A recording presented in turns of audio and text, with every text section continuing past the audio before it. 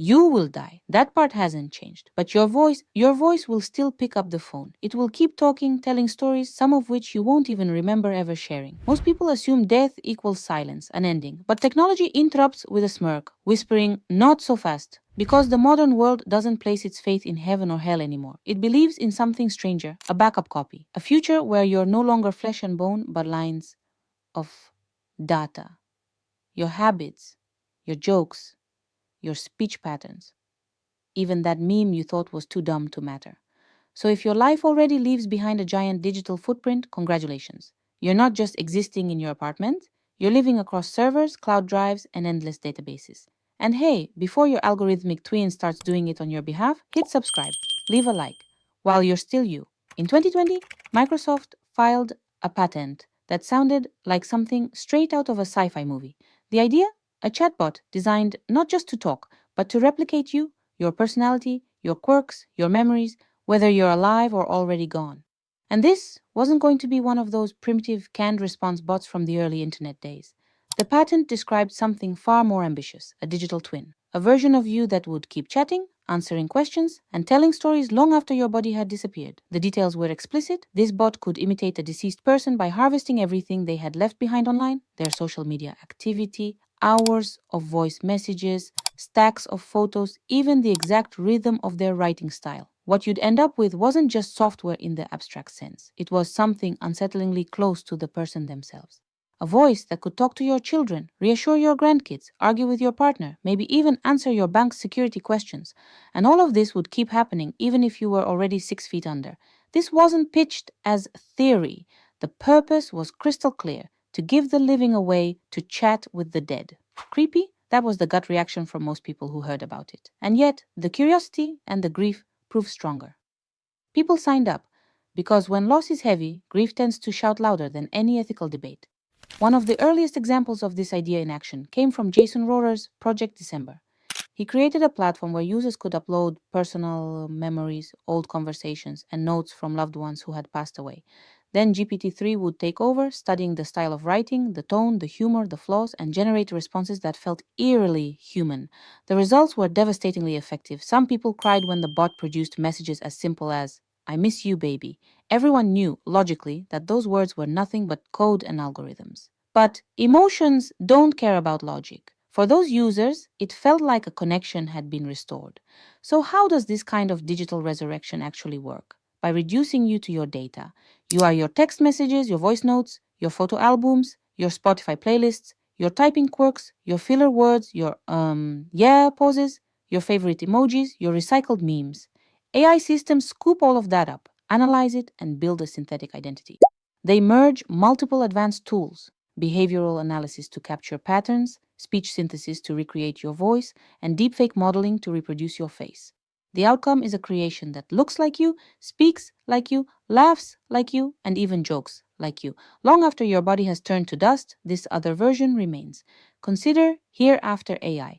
While you're still alive, you sit down and record hundreds of answers to deeply personal questions: how you met your partner, what your childhood fears were, what you used to dream about when you were young. Then, once you're gone, your family opens the app. Your child might ask, "Dad, how did you meet mom?" And a voice replies, same tone, same laugh, same little pauses. Except it isn't really Dad. It's a carefully engineered illusion. And if that isn't enough, South Korea showed the world how far this could go with a project called Meeting You. In 2020, a young girl wearing a VR headset was reunited with her deceased mother inside a fully immersive environment. The developers used an entire arsenal of technology: virtual reality to create a detailed 3D world, voice cloning to resurrect the mother's exact tone, and deepfake tech to stitch old photos and videos into a moving, lifelike face. The avatar maintained eye contact, displayed facial expressions, and mimicked natural body motion. The end result was heartbreaking. The girl stood face to face with her mother. She saw her look directly at her, speak, move as if alive. The girl cried. She reached out desperately to hug the air where her mother's image stood. For viewers, it was goosebumps. For the tech industry, it was a cold calculation. The experiment worked. Not only worked, it revealed a brand new demand. Psychologists are still divided. Some believe this kind of technology could genuinely help people process grief by offering closure. Others warn it risks deepening the wound, keeping people trapped in cycles of loss, unable to move forward. But for businesses, Psychology doesn't matter. What they see is a new and profitable frontier, a product that can be packaged and sold, a whole new market waiting to be monetized. The economy of digital corpses. You can live after death, not as flesh and blood, but as a service.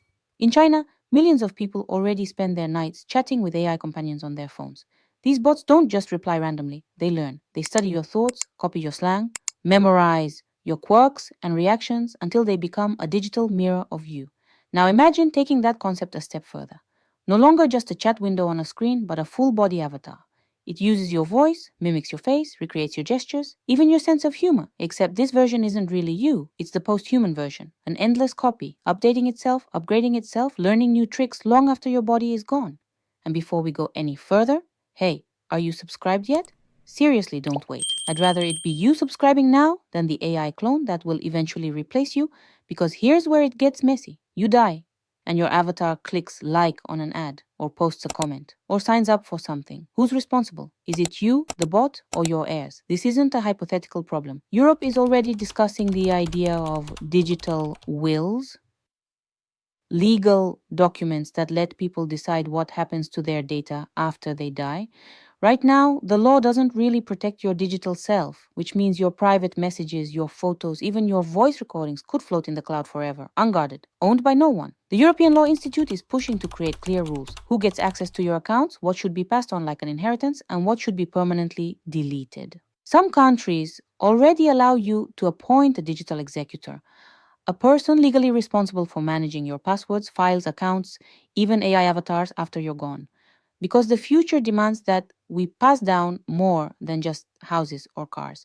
We also have to decide what to do with our second life, our digital one. And here's the chilling part. Meta, Google, OpenAI. None of these giants guarantee that your data dies with you, which means your digital self could easily end up on the market, sold for advertising, exploited for political campaigns, or repurposed into something you never agreed to. So what comes after that? Resurrection? If we can preserve a personality, why not upload it into a robot body? Why not let it walk, talk, and move again? Startups are already chasing that dream. They're building biointerfaces for consciousness, bridges between brains and machines. In 2025, millions are being invested in cloud-based mind preservation. Neuralink and other companies are trying to read the brain, mapping thoughts, feelings, and memories using chips and sensors. At first, the goal is simple. Control your phone or computer with your mind. But the bigger vision? To scan your brain completely, to capture your habits, your memories, your identity, and save it as code. They call it a mind scan, like creating a backup of yourself. One day, these scans could be launched like apps. Even if the body dies, the mind keeps running. That's the entire promise behind digital immortality. Within 10 to 20 years, yourself could be stored, shared, transferred. And no, you won't need a heartbeat anymore, just Wi-Fi. Think about it. The world is already ready for your Instagram profile to stay active after you die, for your WhatsApp chats to keep sending replies even when you're gone, for your kids to hear I love you in what sounds like your voice, except it isn't really you, it's a synthetic version of love. And maybe that will bring comfort. Or maybe it will trap us in something closer to a digital hell. So here's the real question. While you're still alive, what do you want? Do you want to remain? Do you want to keep echoing through servers and apps after your body is gone? Or do you want to vanish completely, together with your flesh? Because very soon, dying won't be enough to make you disappear. So, subscribe, leave a like, and watch the next episode. While you're still not an app, yours, Pixel Blonde.